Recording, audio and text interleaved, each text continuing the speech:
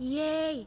お兄ちゃん、peace, peace. Normal people, and you delightful weirdos. Welcome to today's mind-boggling adventure into the land of normalcy.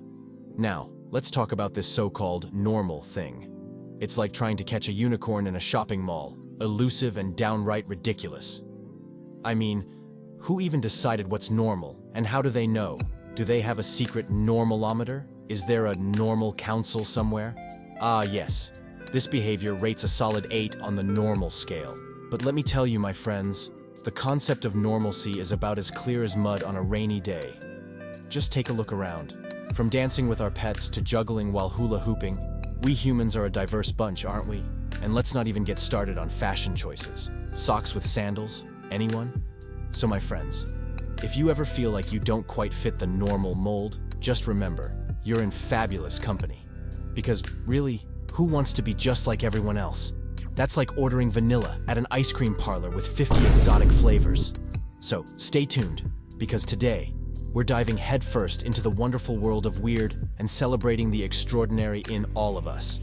Stick around for more quirky insights, and don't forget to hit that like button if you're feeling extra weird today.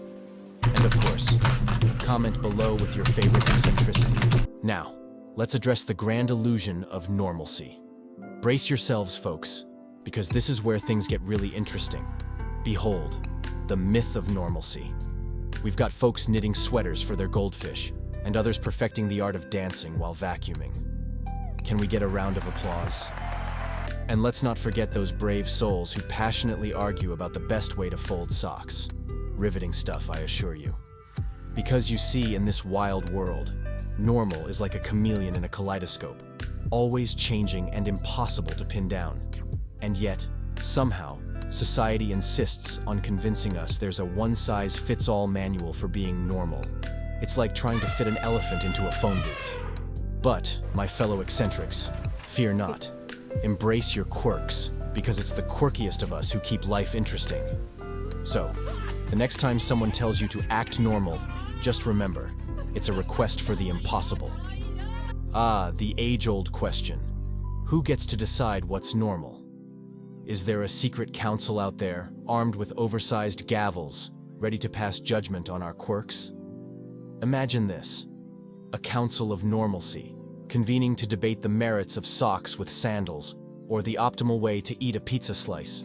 But really, my fellow mischief makers, isn't it all just a tad absurd? Who gave them the manual on normality anyway? Was it written on a cosmic post-it note by the universe's most normal being? I can't help but picture them, donned in their most average attire, handing down decrees on what's socially acceptable. By the power vested in me by the Normal Council, I hereby decree that mismatched socks are now a fashion statement. But let's not be too hard on them.